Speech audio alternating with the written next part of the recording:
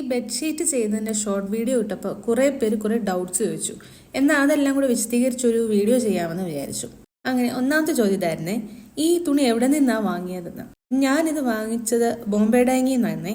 അവിടെ ഇതുപോലത്തെ പല വീതിയിലുള്ള ബെഡ്ഷീറ്റിന് പറ്റിയ തുണികൾ നമുക്ക് മീറ്റർ കണക്കിന് വാങ്ങാൻ കിട്ടും. അപ്പോൾ നമ്മുടെ ആവശ്യാനുസരണം അത് മുറിച്ചു വാങ്ങാം. നല്ല വീതിക്കുള്ള തുണി തന്നെയാണ് അവിടുന്ന് കിട്ടുന്നത്. രണ്ടാമത്തെ ചോദ്യം ഇതായിരുന്നു, ഈ തുണി നനച്ചിട്ടാണോ പെയിന്റ് ചെയ്തതെന്ന്. ഞാൻ ആക്ച്വലി ചെയ്തത് എങ്ങനെയാണെന്ന് വെച്ചാൽ, ഇതിന്റെ 2 കുഞ്ഞു പീസായിട്ട് കട്ട് ചെയ്തെടുത്തു. ഒരെണ്ണം ഞാൻ നനച്ചു, ഒരെണ്ണം ഞാൻ നനയ്ക്കാതെയും ഇതിൽ ഞാൻ പെയിന്റ് ചെയ്ത് നോക്കി. അപ്പം എനിക്ക് അങ്ങനെ പറയത്തക്ക വ്യത്യാസമൊന്നും തോന്നാഞ്ഞുകൊണ്ട് ഈ ബെഡ്ഷീറ്റ് ഞാൻ നനയ്ക്കാത്ത തുണിയിലാണ് പെയിന്റ് ചെയ്തത്.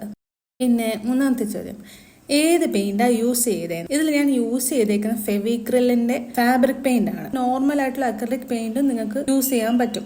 പക്ഷെ ഈ ഫാബ്രിക് പെയിന്റ് ആണെങ്കിൽ കുറച്ചുകൂടി നല്ല ഫ്ലോയി ആയിരിക്കും. നമുക്ക് അങ്ങനെ വെള്ളമോ അല്ലെങ്കിൽ വേറെ എന്തെങ്കിലും മീഡിയമോ ഒന്നും അങ്ങനെ യൂസ് ചെയ്യേണ്ട വരത്തില്ല.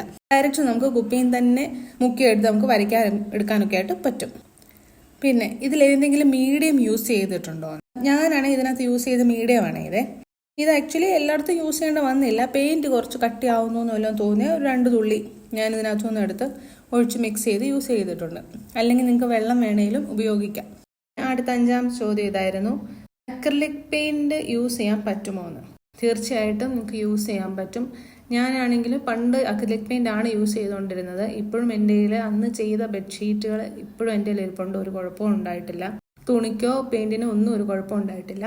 പിന്നെ അക്രിലിക് പെയിന്റും ഫാബ്രിക് പെയിന്റും തമ്മിലുള്ള വ്യത്യാസം എന്താണെന്ന് വെച്ചാൽ, ഫാബ്രിക് പെയിന്റ് കുറച്ചുകൂടെ തിന്നാണ്, കുറച്ചുകൂടെ ഫ്ലോയി ആണ്. അക്രിലിക് പെയിന്റ് ആണെങ്കിൽ മീഡിയം ഉപയോഗിച്ചിട്ടേ നമുക്കത് തുണിയിൽ ഉപയോഗിക്കാൻ പറ്റത്തുള്ളൂ.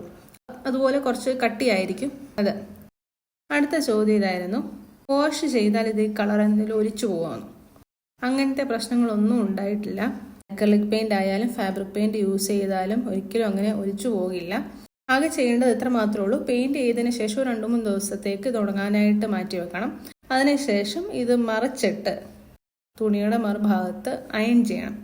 തേച്ചതിന് ശേഷം നിങ്ങൾക്ക് പ്രൊഡക്റ്റ് യൂസ് ചെയ്യാവുന്നതാണ്. അങ്ങനെ ഒരു കുഴപ്പം ഉണ്ടാകത്തില്ല ഒലിച്ചു പോകുന്നതൊന്നും. അപ്പോൾ അത്യാവശ്യം സംശയങ്ങളെല്ലാം ഞാൻ തീർത്തു എന്ന് കരുതുന്നു. നിങ്ങളും ഇതുപോലെ എന്തെങ്കിലുമൊക്കെ പ്രൊഡക്റ്റ് ചെയ്തിട്ട് എനിക്ക് അയച്ചു തരണേ. നിങ്ങൾ ചെയ്തെന്താണെന്ന് എനിക്ക് കാണാൻ ഒരു ആഗ്രഹം. അപ്പോൾ ബൈ.